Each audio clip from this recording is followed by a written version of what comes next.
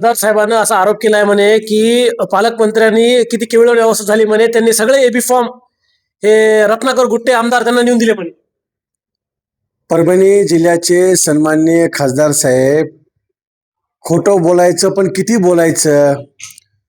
भारतीय जनता पार्टीचा जिल्हाध्यक्ष म्हणून मी सांगतो, एबी फॉर्म माझ्या निवासस्थानी कार्यालयावर आमदार रत्नाकर गुट्टे मित्रमंडळाचे जिल्हाध्यक्ष संदीप आलनुरे आणि त्यांच्यासोबत त्यांची टीम आणि स्वतः मी जिल्हाध्यक्ष म्हणून आणि आमच्या सोबतचे भरतजी गंधाड असतील, नारायणराव पिसाळ अनेक जण उपस्थित होते.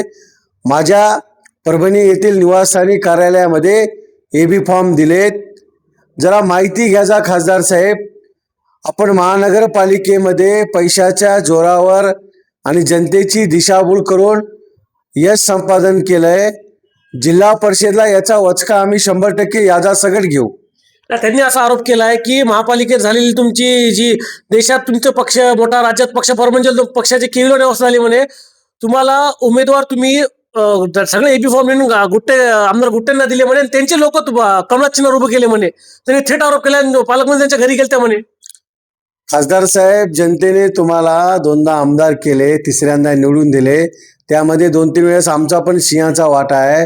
जरा माहिती घेऊन बोल जा, आपण काय बोलायलो काय नाही. आमदार रत्नाकर गुट्टे यांच्या घरी निवासस्थानी आमची बैठक झाली. त्या बैठकीला परभणी जिल्ह्याच्या पालकमंत्री सन्माननीय नामदार मेघना दीदी बोर्डीकर साकोरे आणि मी जिल्हाध्यक्ष म्हणून उपस्थित होतो. अगोदर आमची चर्चा झाली.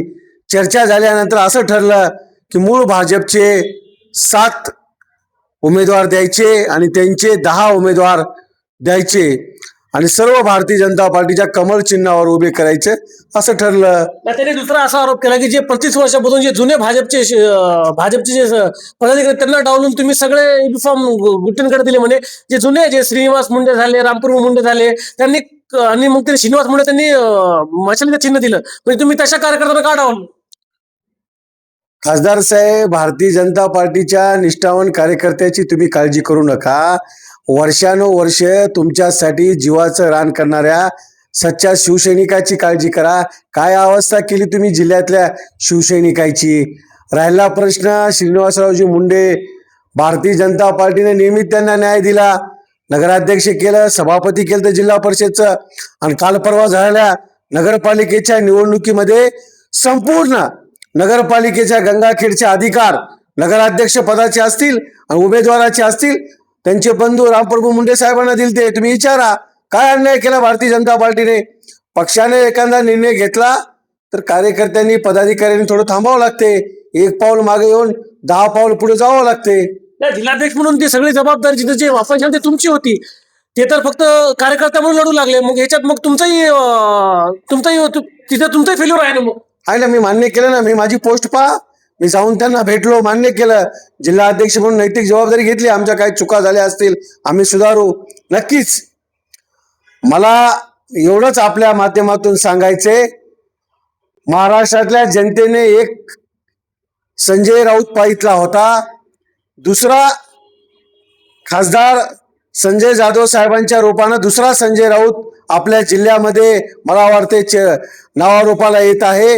विकासावर बोला खासदार साहेब, विकासावर मतदान मागा. तुम्ही 10 वर्ष झाले आमदार आहेत, 11 वर्ष झाले खासदार आहेत. काय दिवे लावले या जिल्ह्यामध्ये, एखादं काम सांगा आणि 1 लाखाचं बक्षीस माझ्याकडून घेऊन जा. ते काही भाजपच्या पदाधिकाऱ्यांनी काल तुम्ही एबी फॉर्म दिले नाही डावलले, काहींचे आरोप करी भाजपनं पैसे देऊन तिकीट वाटलेत म्हणे. भारतीय जनता पार्टीमध्ये साधा चहा सुद्धा कोण्या कार्यकर्त्याचा पिऊन तिकीट दिलं जात नाही. पैसे तर दूर राहिले हो. भारतीय जनता पार्टी कोण्या परिवाराचा पक्ष नाही. काँग्रेस म्हणलं तर गांधी परिवार, शिवसेना म्हणलं तर ठाकरे परिवार, राष्ट्रवादी म्हणलं की पवार परिवार. भारतीय जनता पार्टी हे 18 पगड जातीच्या सामान्य जनतेचा पक्ष आहे. इथे देशाचा, राज्याचा, जिल्ह्याचा अध्यक्ष दर 3 वर्षाला बदलला जातो. कोण्या एका समाजाचा, कोण्या एका कुटुंबाचा नसतो. त्यामुळं पैसे गिसे भारतीय जनता पार्टीमध्ये कधीच नाही. सामान्यातल्या सामान्य कार्यकर्त्याला न्याय दिला जातो. तुमच्या पक्षात जिल्हा प्रमुखाची काय अवस्था आहे कोणी विचारायला सुद्धा तयार नाही. त्यांना काय अधिकार आहे? तर तुम्ही असं सांगायले की भारतीय जनता पार्टीवर सामान्याला न्याय दिला जातो. त्यांनी असाही आरोप केला की एकाच घरात तुम्ही किती किती उमेदवार दिले म्हणे, एका घरात तुम्ही किती उमेदवार, 4-4 उमेदवार दिले म्हणते, त्यांनी असा आरोप केला. मग तुम्ही नाव सांगायचं कोणाला उमेदवार तुम्ही घरात उमेदवार दिले? राहिला प्रश्न माजी मंत्री सुरेशरावजी वरपुडकर साहेब यांच्या घरामध्ये आम्ही 2 उमेदवार दिल्यात. त्यांचे चिरंजीव शमशेरजी वरपुडकर हे पहिले जिल्हा परिषदचे उपाध्यक्ष होते. त्यांच्या सुनबाई मध्यवर्ती बँकेच्या संचालिका आहेत. त्या दोघांना उमेदवारी दिली. विजयराव वरपुडकरांच्या मुलाला एक दिली. खूप दिवसापासून विजयराव वरपुडकर भारतीय जनता पार्टीचे काम करतात. तुम्ही कोण्या तोंडानं सांगायले तुम्ही त्यांच्या मुलीला तुमच्या मशाल चिन्हेकडून उमेदवारी दिलेली आहे. त्यांनी म्हणले कार्यकर्त्यासाठी तुम्ही मेहनत करायची, स्वतः घरच्यासाठी पक्ष उमेदवार फिरायला म्हणे, निष्ठावंत कार्यकर्त्याला डावले. भारतीय जनता पार्टीने या जिल्ह्यामध्ये 47 उमेदवार उभे केलेत. 47 उमेदवारामध्ये आपण जर पाहितलं असेल, निष्ठावंत आणि सर्वसामान्य कार्यकर्त्याला न्याय देण्याची भूमिका आम्ही घेतलेली आहे. आणि दुसरा एक आरोप केला, तुम्ही भाजपचे जिल्हाध्यक्ष आहेत म्हणे सुरेश भुमरे, तुम्ही बोर्डीकरांचे जिल्हाध्यक्ष, टीमकीत तुम्ही बोर्डीकरच्या होता म्हणतो. खासदार संजय जाधवच्या बुडाला आग लागलेली आहे.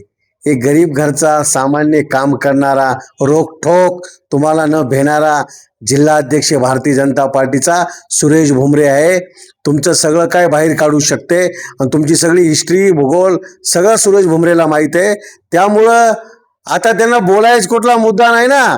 त्यामुळं माझ्यासारख्या कार्यकर्त्यावर काय बोलणार आहेत?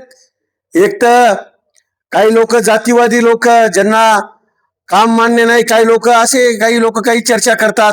विकासावर बोला हो. तुम्ही काय करणार, काय दिवे लावले हे सांगा जनतेला. हो, तुमचं मान्य बरोबर आहे. नगरपालिकेला आपण पाहिलं की आमदार गुट्टेंनी तुमचं खूप संघर्ष चाललं, त्यात त्यांनी काही गोष्टी मान्य केल्या नाही, हे केलं नाही. मग शेवटी त्यांच्या दारावर पालकमंत्र्याला जायची का वेळ आली? पालकमंत्री महोदय त्यांच्या दारावर गेल्या नाही. वरिष्ठ पातळीवर काही निर्णय झालेत. माझे आमदार रत्नाकररावजी गुट्टे साहेबांनी भारतीय जनता पार्टीच्या सोबत येण्याचं ठरविलं. मग स्वागत आहे ना. कुठलाही पक्ष जर एखादा मतदारसंघाचा आमदार म्हणत असेल तुमच्या पक्षाचे मला चिन्ह द्या, मी निवडणूक लढवायला तयार आहे, तर कोण नाही म्हणणार? यांच्या पक्षाला कोणी विचारायला तयार नाही. उद्धव सेनेला यायला कोण उमेदवार भेटले हो? यांच्याकडे उमेदवार तरी आहेत का? तर तुमच्या पक्षाचे जे माजी मंत्री आहेत त्यांच्याच मुलींनी त्यांच्या पक्षाकडून उमेदवारी घेतली, मग म्हणाले कोणी विचारायला तयार नाही. आता प्रत्येकाला लोकशाही उभं टाका वाटते. राजकारणामध्ये टाकले असं उभं, पण उमेदवार कोण आहे? तुम्ही तुम्हाला 54 उमेदवार तरी मिळाले का? ऍडजस्टमेंटचं राजकारण बंद करा. कोणाला आणायचं, कोणाला पाडायचे? या जिल्ह्यामध्ये उद्धव सेनेचे खासदार असतील, आमदार असतील, यांनी कधीच शिवसेना वाढू दिली नाही. यांचे स्वतःचेच कार्यकर्ते आणि स्वतःपुरतेच यांनी या जिल्ह्यातला पक्ष संपून टाकलेला आहे. म्हणून तर खासदाराच्या बुडाखाली आग लागली ना. म्हणून म्हणालेत ना, सुरेश भुमरे परिवाराचाच अध्यक्ष आहे, पक्षाचा नाही. अरे, ज्या पक्षाची सत्ता गल्लीपासून दिल्लीपर्यंत आहे, भारतीय जनता पार्टीचा एक सामान्य घरातला काम करणारा एक गरीबाचा मुलगा जिल्हाध्यक्ष झाला. बाजूच्या जिल्ह्याचे जिल्हाध्यक्ष, कोणी मंत्री आहे, कोणी आमदार आहे, खासदार आहे. जालन्याचं उदाहरण घ्या, 2दा आमदार असलेले नारायण कुचे जिल्हाध्यक्ष आहेत. हिंगोलीचे जिल्हाध्यक्ष घ्या भाजपचे, 3दा आमदार असलेले ते जिल्हाध्यक्ष आहेत. लातूरचं उदाहरण घ्या, 2दा आमदार, 5 वर्ष मंत्री असलेले बसवराज पाटील तिथे जिल्हाध्यक्ष आहेत. आणि माझ्यासारखा सर्वसामान्य पक्षासाठी अहोरात्र काम करणारा कार्यकर्ता गरीब घरचा जिल्हाध्यक्ष झाला म्हणून या खासदार साहेबांच्या बुडाखाली आग लागलेली आहे. म्हणून काही बोलाय नाही, आमच्यावर काहीतरी आरोप करायचा. पण या परिवाराचे आहेत. अरे, त्यांच्या जिल्हा प्रमुखांना काय अधिकार आहेत हो? कुठं ठुले त्या जिल्हा प्रमुखांना? कुठे आहेत ते जिल्हा प्रमुख? खरे तर यांचे जिल्हा प्रमुख हे पक्षाचे नसून हे खासदार बंडू जाधवचे जिल्हा प्रमुख आहेत. ते त्यांच्या जिल्हा प्रमुखा त्यांच्या परिवाराबद्दल बोलत असतील.